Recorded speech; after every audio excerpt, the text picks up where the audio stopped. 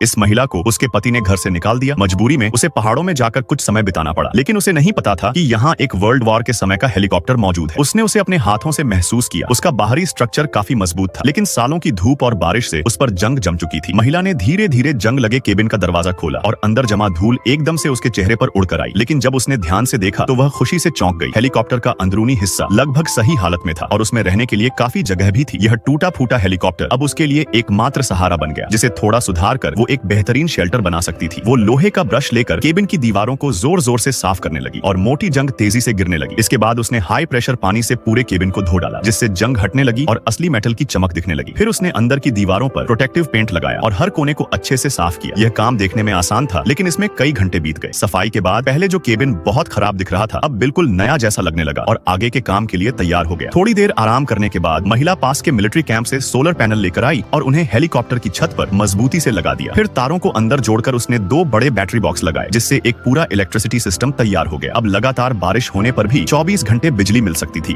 और जंगल में लाइट की प्रॉब्लम खत्म हो गई। इसके बाद वह अंदरूनी सजावट में लग गई। उसकी काम करने की कला वाकई कमाल की थी। उसने सबसे पहले फर्श पर लकड़ी के ढांचे बनाए, जिनके बीच में नरम स्पंज रखा। फिर सही साइज की लकड़ी की पट्टियां काटकर उन्हें फिट किया और दरारों को भरकर पूरी सतह को चिकना बना दिया। अब फर्श एकदम साफ, मजबूत और आरामदायक बन गया। इसके बाद उसने खिड़कियों के लिए कांच को सही आकार में काटा, छेद करके स्क्रू से फिट किया, जिससे बारिश और हवा से पूरी सेफ्टी मिल सके। दीवारों का काम तो और भी शानदार था। उसने तय दूरी पर लकड़ी का फ्रेम बनाया और उसमें इंसुलेशन मटेरियल भरा, जिससे गर्मी सर्दी से बचाव हो सके और बाहर की आवाज भी कम हो गई। साथ ही उसने बिजली के तारों को अंदर ही छुपाकर फिट किया और स्विच ऑफ सॉकेट सही जगह पर लगाए, जिससे सब कुछ सेफ और व्यवस्थित हो गया। अब बारी थी इसे एक घर जैसा बनाने की। उसने अपने हाथों से एक मजबूत बिस्तर बनाया, उस पर नरम गद्दा, कंबल और तकिए रखे, जिससे आराम करने की जगह तैयार हो गई। फिर एक छोटा वॉश बेसिन लगाया, ऊपर पंखा और लाइट लगाई और मेज पर कुछ पौधे रखे, जिससे केबिन में घर जैसी जान आ गई। अब रात हो गई थी। महिला ने स्विच दबाया और पूरे केबिन में पीली रोशनी फैल गई। उसने 1 कप गर्म चाय बनाई और जैसे ही उसने उसे पिया, शरीर में एक सुकून सा फैल गया। एक ऐसी हुनरमंद महिला जिसने इतना सुंदर और आरामदायक घर बनाया, लेकिन उसके पति ने उसे छोड़ा क्यों? अगर आपको पता है तो कमेंट में जरूर बताना।